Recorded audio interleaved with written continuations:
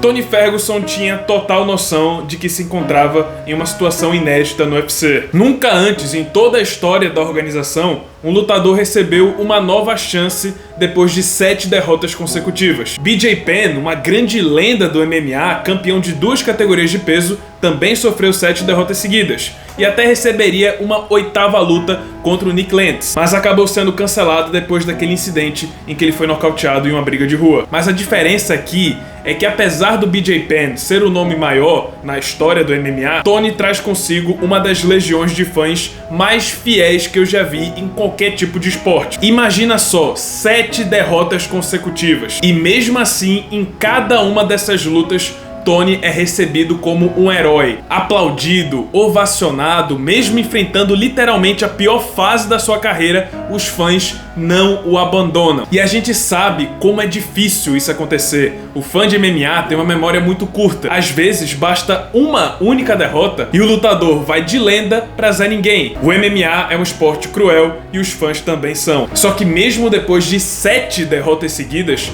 Tony Ferguson não teve o mesmo tratamento. Ele não foi abandonado. É realmente bonito de se ver o quanto o El Cucuy é adorado. Mas isso não muda os fatos. Aos 40 anos de idade, com 7 derrotas consecutivas e com essa sendo vendida como sua provável última luta, Tony sabia que para manter o seu contrato no UFC, para continuar lutando na organização que ele tanto ama, já que inclusive ele disse que não pretende lutar em outro lugar e até esnobou do BKFC, a Liga de Boxe Sem Luvas, Tony sabia que para ficar em casa ele precisava de uma vitória lendária, uma performance surreal. E o adversário da vez era Michael Chiesa, que já foi escalado para enfrentar Ferguson lá em 2016. Chiesa também vinha numa fase ruim, 3 derrotas seguidas e pouco tempo de atividade. Na última derrota, seu adversário Kevin Holland até chegou a dizer que Chiesa não pertence mais ao MMA, que ele sentiu que não estava enfrentando o lutador, que aquilo já o deixou. Era claro de que se tratava de um duelo entre 2 lutadores que já estavam na reta final da carreira, ou até já haviam passado da época de se aposentar. E isso também ficou muito nítido dentro da luta. A velocidade dos golpes, o tempo de reação dos dois, os dois estavam longe dos atletas que já foram um dia, mas Tony se encontrava em um buraco muito mais fundo. E infelizmente, o pior cenário possível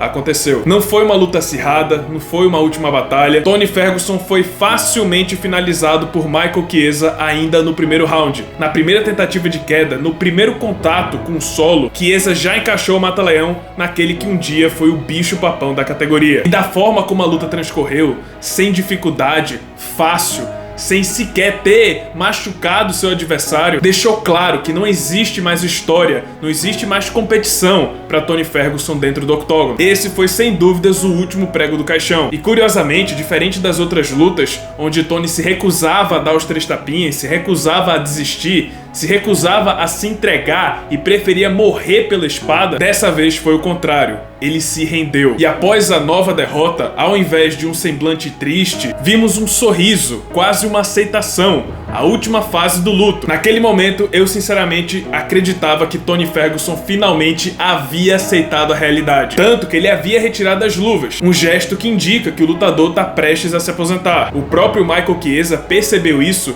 em um ato muito nobre. Ele interrompeu sua entrevista após a luta e cedeu todo o espaço para que Tony Ferguson tivesse a sua despedida. Mas quando foi questionado por Daniel Cormier se essa seria realmente a sua última luta, Tony ficou em silêncio. Ele sabia o peso dessa decisão. Ele não queria se aposentar. E na mesma hora ele ouviu os aplausos dos fãs, o carinho dos fãs, essa energia, e ainda relutante em dizer adeus para essa sensação, para todo esse amor, ele decidiu fazer uma coisa que você só imaginava que viria do Tony Ferguson. Ao invés de deixar as 2 luvas no centro do octógono, ele decidiu deixar apenas uma, como uma precaução. Deixou uma luva no centro do octógono, mas levou uma para casa, caso um dia a chama se acendesse de novo. Mas precisamos ser realistas, 8 derrotas seguidas. E ao ser finalizado dessa forma, sem sequer ter sido competitivo, ficou novamente claro que Tony Ferguson não só não pertence mais ao UFC, como também não tem mais história no MMA. Ele disse que ainda vai conversar com sua família para tomar uma decisão final, se vai se aposentar ou não. Mas como ele disse que não lutava em nenhum outro lugar sem ser o UFC